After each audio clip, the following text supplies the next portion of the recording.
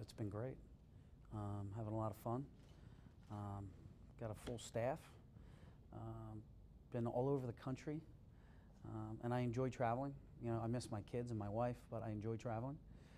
I think we're getting some things done. We're slowly changing the environment and the culture, and our kids, our team is here, so they're working extremely hard on and off the floor.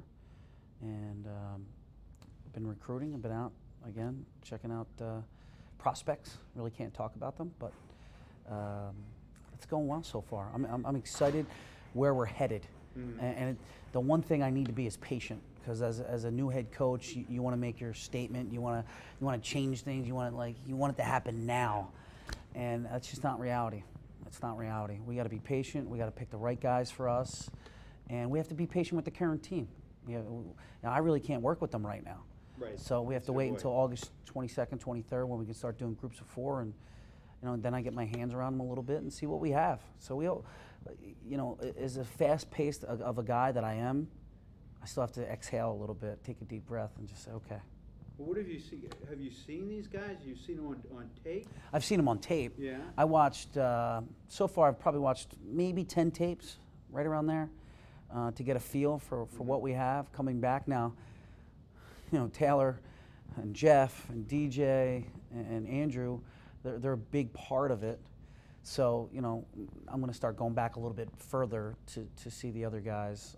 It takes a lot more investigation to find those guys as you're running the floor. I have our video coordinator now, Adam Fisher. He's working on, he's got a highlight reel of Jermaine, Cam, John Graham, and Billy Oliver.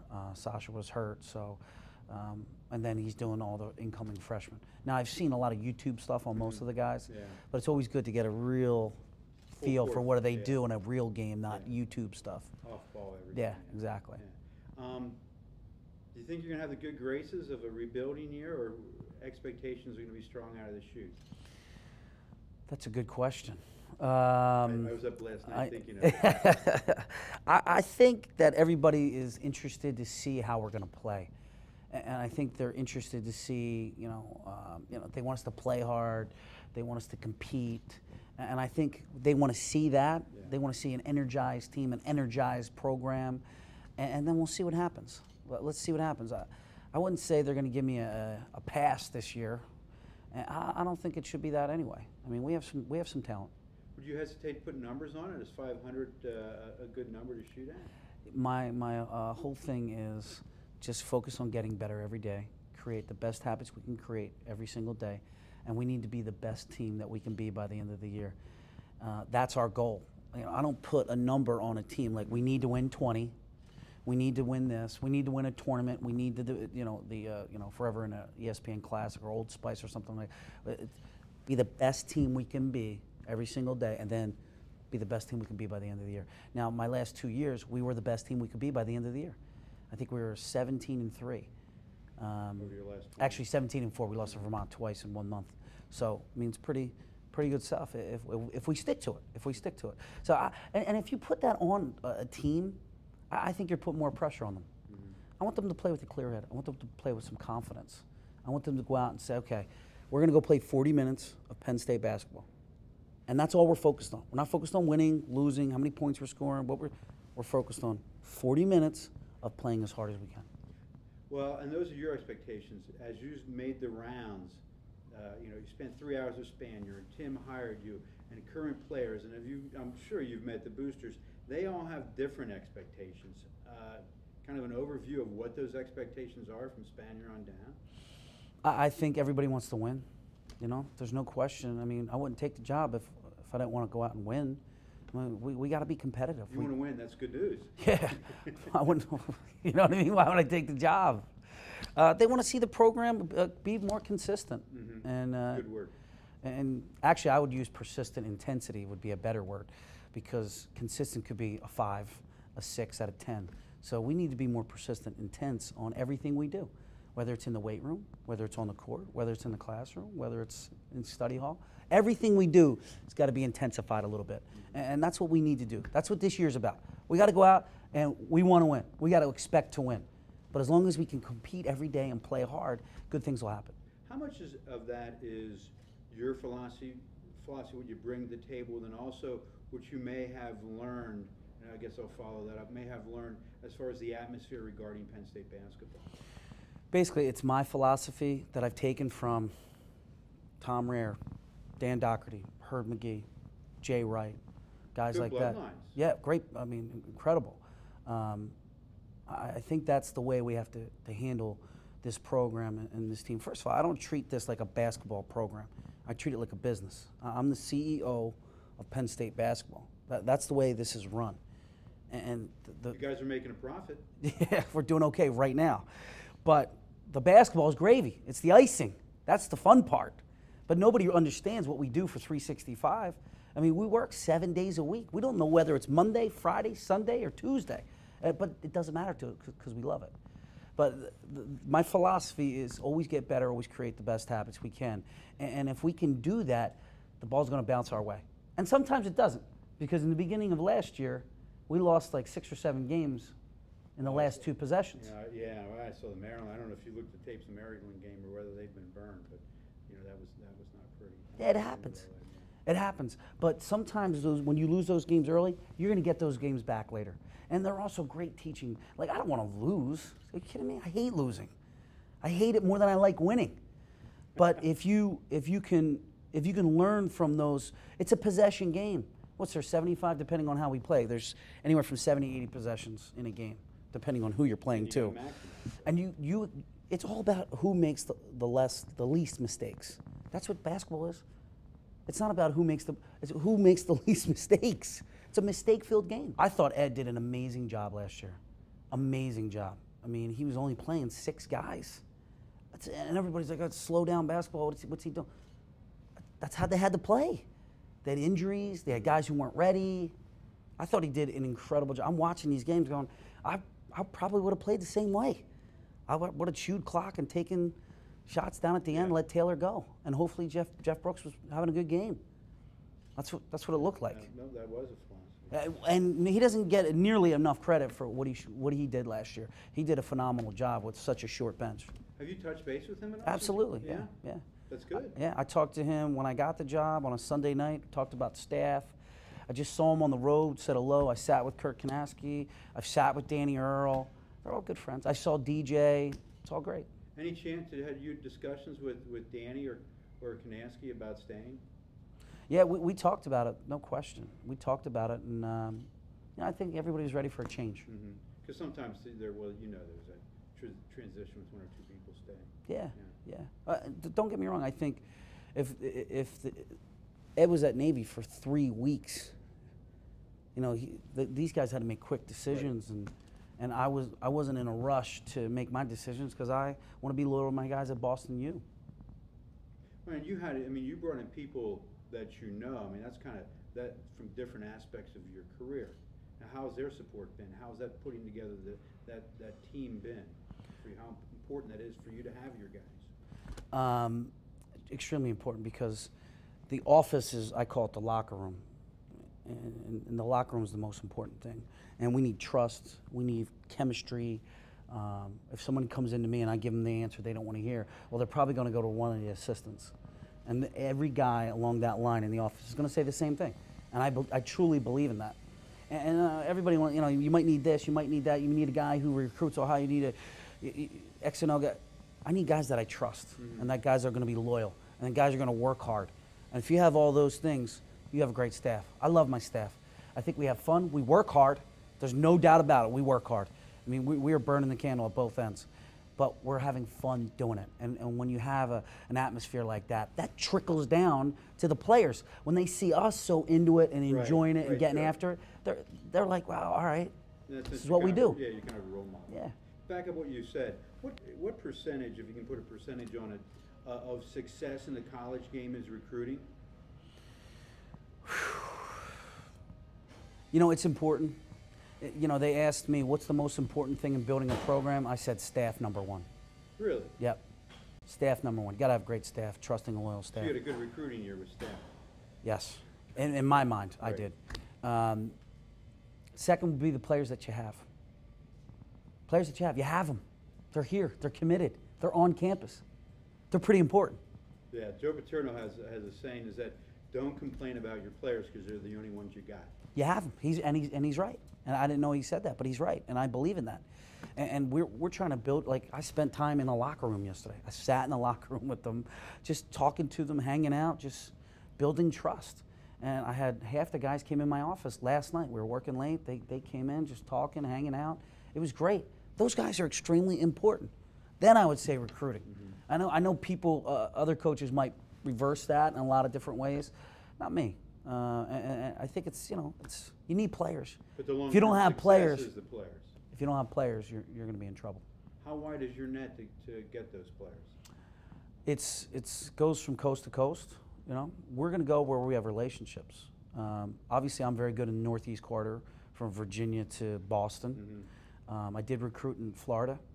Some of my staff members recruited Florida, recruited Texas, recruited Carolina, recruited Minnesota. So we've hit some different areas.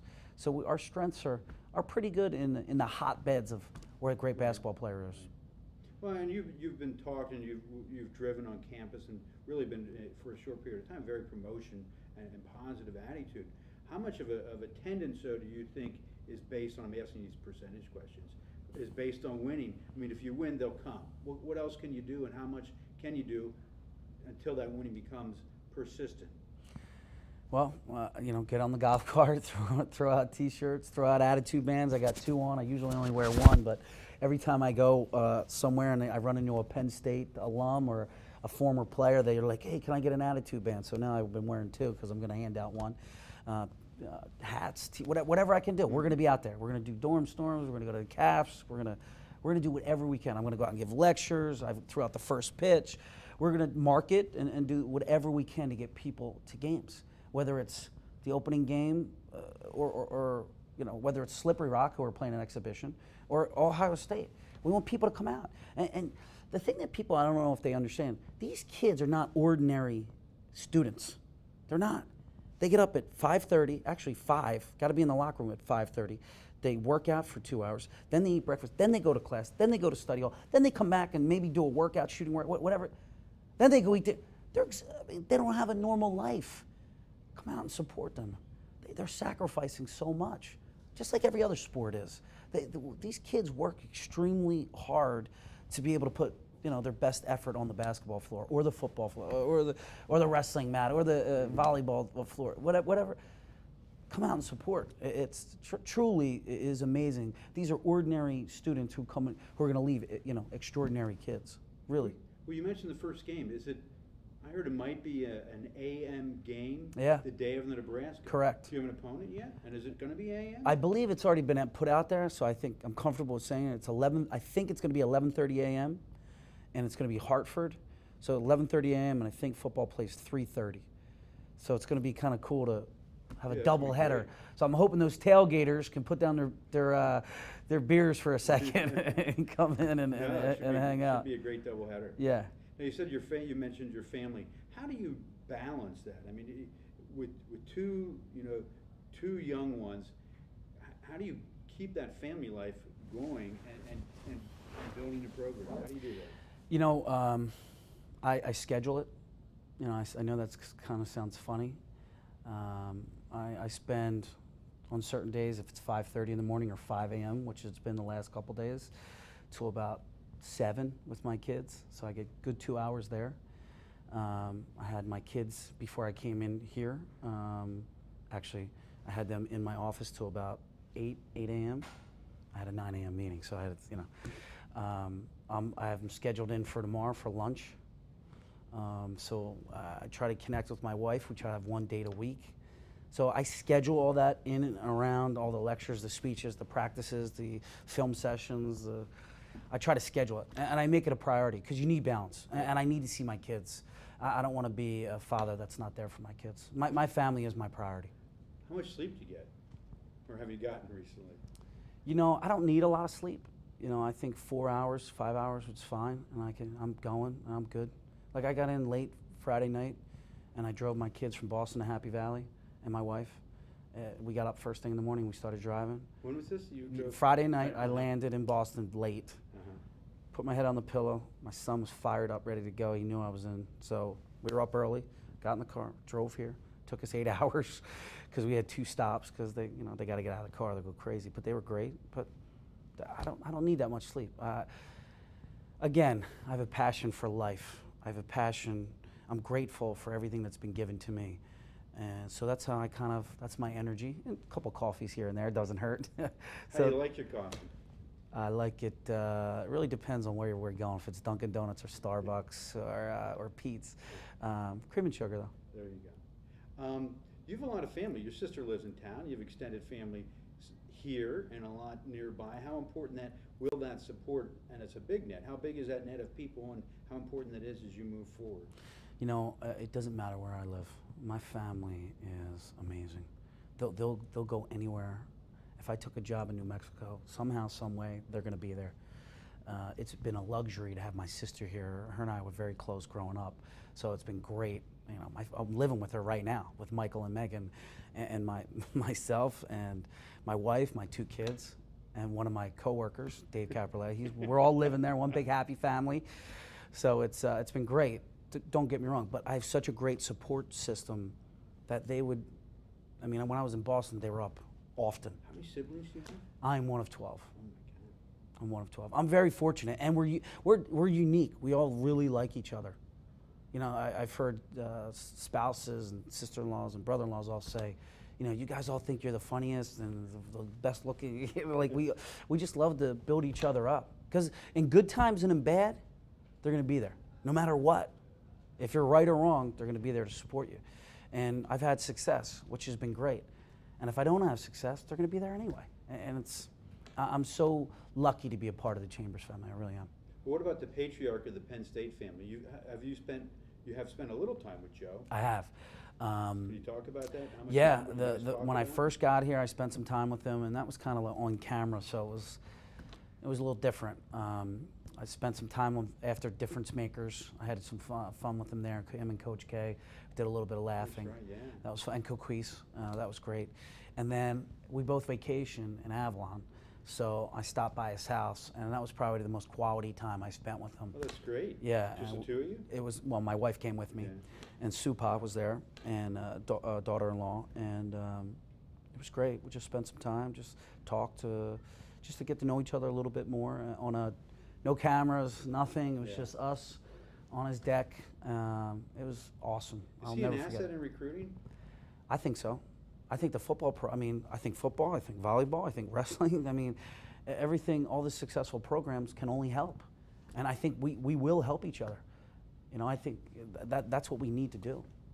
Did Graham have to sell you on the job? No. Did he I grew up on Penn State Did he football. give you any caveats? Did he give you any warnings? Did he say, hey, you know, I have my expectations in this area? He wants to be successful. He wants to win. I mean, we have 31 programs here, is that right? With hockey, yeah. Yeah, we have 31 programs. He wants all 31 to be successful. And depending on which year, they all have been in some sort of way. And he really wants to see basketball be persistent.